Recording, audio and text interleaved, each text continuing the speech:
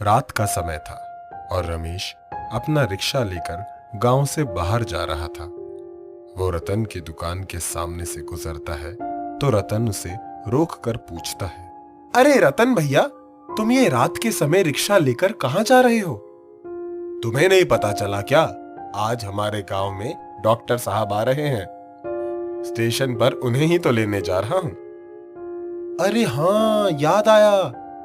Doctor साहब के आने की खबर तो सुनी थी, पर यह नहीं पता था कि वो आज ही आ रहे हैं। चलो ठीक ही है। गांव में एक डॉक्टर के होने से यहाँ के लोगों की बड़ी सहायता हो जाएगी। हाँ, वो तो है। रात के समय अगर कोई बीमार होता है तो शहर ले जाने में कितनी दिक्कत होती है, पर अब डॉक्टर साहब यहीं रहने वाले हैं तो कोई समस्या नहीं होगी। अभी 2-3 दिन पहले जो घर साफ करवाया है, क्या डॉक्टर वहीं रहने वाले हैं? हाँ, वहीं उनके रहने का इंतजाम किया गया है। अच्छा, मैं चलता हूँ, ट्रेन के आने का समय हो गया है। हाँ ठीक है, जाओ, रात हो गई है, संभल कर जाना। रमेश अपना रिक्शा लेकर वहां से चला गया। कई दिनों से मेरे शरीर में भी दर्द हो रहा है, पर शहर जाकर दवा लाने को समय ही नहीं मिल पा रहा। पर अब डॉक्टर यहाँ आ जाएंगे तो उन्हें ही दिखा दूंगा। रमेश स्टेशन पर खड़ा ट्रेन का इंतजार कर रहा था। काफी समय हो गया है, अब तक तो ट्रेन को आ जाना चाहिए था। लगता है ट्रेन आज देर से आएगी। मुझे अभी और इंतजार करना होगा। तभी रमेश की नजर मोहन काका पर पड़ती है। वो शहर से दवा लेकर आ रहे थे। अरे काका, इतनी रात में कहां से लौट रहे हो? अस्पताल से आ रहा हूँ बेटा। अस्पताल से? क्यों, क्या हुआ? सब ठीक तो है ना? नहीं बेटा, 2-3 दिन से तबीयत बिल्कुल ठीक नहीं रहती। तेज बुखार रहता है। दवा ले रहा हूँ, पर तबीयत अभी कुछ ठीक नहीं हुई। अगर दवा ठीक से असर नहीं कर रही तो आप किसी दूसरे डॉक्टर को दिखाइए।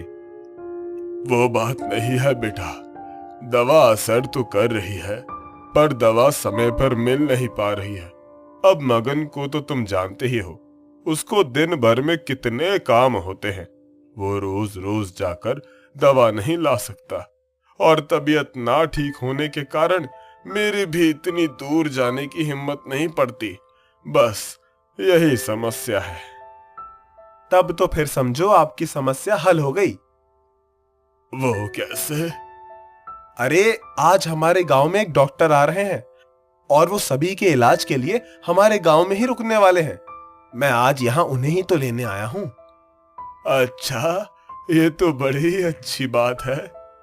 हाँ काका, अब आप घर जाकर आराम कीजिए। मोहन काका वहां से गांव की ओर चले जाते हैं। कुछ देर इंतजार करने के बाद ट्रेन आ जाती है। डॉक्टर ट्रेन से उतरते हैं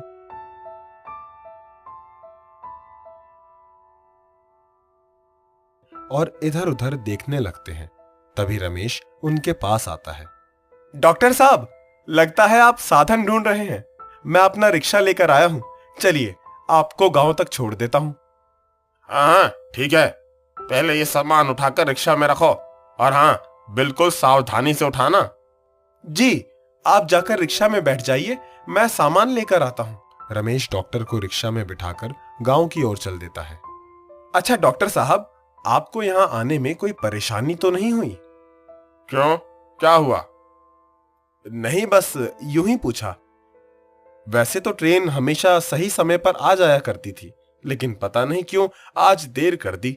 डॉक्टर चुप ही रहते हैं।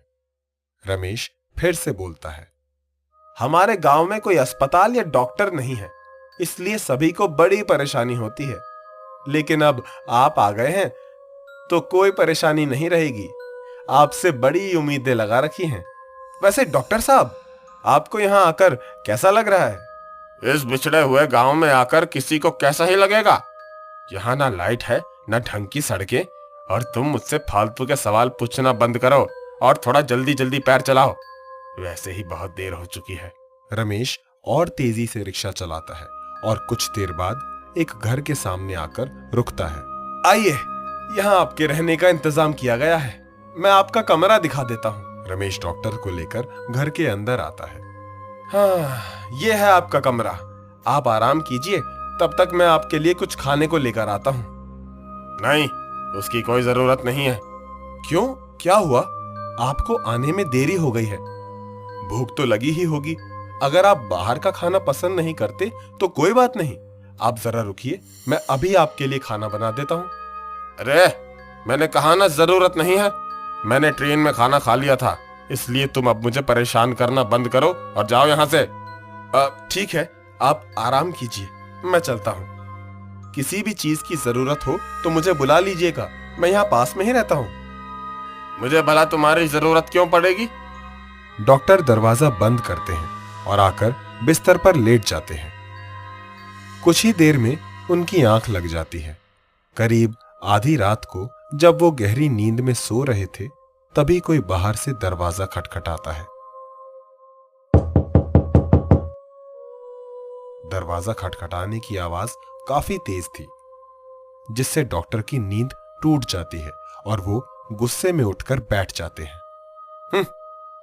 इतनी रात में भी इन गांव वालों को चैन नहीं है। क्या अब ये लोग मुझे सुकून से सोने भी नहीं देंगे? पता नहीं कौन आया है इस वक्त। वो जाकर खिड़की के पास खड़े होते हैं और वहीं से बोलते हैं, क्या हुआ? क्यों नींद खराब करने आए हो? बाहर खड़े आदमी के चेहरे पर हल्का सा डर और परेशानी साफ झलक रही थी। वो लगभग गिड़गिड़ाते हुए डॉक्टर से बोलता है, डॉक्टर साहब, मैं आपको लेने आया हूँ, जल्दी मेरे साथ मेरे घर चलिए। मेरे पिताजी की तबीयत बहुत बिगड़ रही है, आप जल्दी चलकर उन्हें देख लीजिए। रे, इतनी रात में मैं वहां कहाँ जाऊंगा? सुबह उन्हें यहाँ ले आना, मैं देख लूंगा। अरे नहीं डॉक्टर साहब, सुबह तक तो बहुत देर हो जाएगी। मेरे पिताजी की हालत बहुत खराब है, वो ठीक से सांस भी नहीं ले पा रहे हैं। आप डॉक्टर हैं, आप ही जान सकते हैं कि उन्हें क्या तकलीफ है, इसलिए आप बस जरा देर के लिए वहां चलकर उन्हें देख लीजिए। अरे मैं डॉक्टर हूँ, कोई तुम लोगों का नौकर नहीं कि जब मर्जी हो चले आओ मुंह उठाकर। और सुबह होने में थोड़ी ही देर रह गई है, सुबह अपने पिताजी को लेकर यहाँ आ जाना। अब इतनी देर में वो मर नहीं जाएंगे। चलो अब जाओ यहाँ से।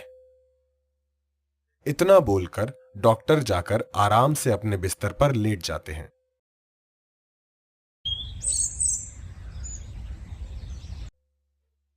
सर कितना भारी भारी लग रहा है। रात को उस आदमी की वजह से मैं ठीक से सो भी नहीं पाया। चलो एक बार चलकर गांव देखता हूँ, ये लोग कैसे हैं।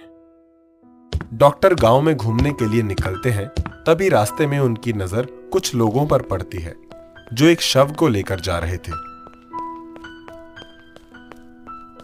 वो पास खड़े एक आदमी से पूछते हैं, ये लोग इतनी सुबह सुबह किसका शव लेकर जा रहे हैं?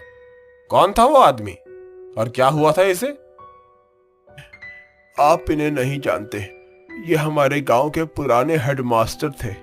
कई दिनों से उनकी तबीयत खराब थी, पर कल रात उनकी तबीयत काफी बिगड़ गई थी। उनका बेटा डॉक्टर साहब को बुलाने गया था, पर उन्होंने आने से मना कर दिया, इसलिए वो दूसरे गांव से डॉक्टर को लाने गए, लेकिन उसमें काफी समय लग गया। जब तक डॉक्टर को लेकर घर लौटे तो मास्टर जी का देहांत हो चुका था। उस आदमी की बात सुनने के बाद डॉक्टर कुछ भी नहीं बोल पाया। वो वहां से घर लौट चला। वो समझ गया था कि उसकी वजह से एक आदमी की मौत हुई है, पर उसे उससे कुछ ज्यादा फर्क नहीं पड़ा। ये आदमी तो ऐसे बता रहा था जैसे मुझे ही सुना रहा हो।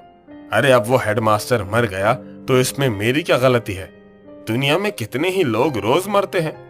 मैंने तो कहा भी था कि सुबह आकर मुझे दिखा जाना। मुझे क्या मालूम था कि तब तक वो बूढ़ा मर जाएगा। कुछ दिन ऐसे ही बीत गए। एक रात जब वो सो रहे थे, तभी उनका दरवाजा जोर जोर से खड़खड़ाता है और उनकी आंख खुल जाती है। अरे आज फिर कौन आधी रात को यहाँ आ गया? इन गांव के लोगों ने तो मुझे परेशान कर रखा है। रात दिन कुछ देखते ही नहीं है, बस जब मर्जी हो चले आते हैं। वो खिड़की के पास आकर बाहर देखते हैं। कौन है? कौन है बाहर? अरे बाहर तो कोई नहीं नजर आ रहा। फिर दरवाजा किसने खटखटाया? तभी एक बार फिर दरवाजा खटखटाने की आवाज आती है। डॉक्टर साहब गुस्से में दरवाजे की तरफ बढ़ते हैं। ये कौन है जो मुझे इतनी रात में परेशान कर रहा है? वो जैसे ही दरवाजा खोलकर सामने देखते हैं, उनके चेहरे का रंग उड़ जाता है। उनके सामने वही बूढ़ा हेडमास्टर खड़ा था जो उनकी वजह से मर गया था। उसकी डरावनी आत्मा को देखकर वो बहुत ही डर जाते हैं। तुम कौन? तुम तो मर चुके हो। क्या हुआ डॉक्टर?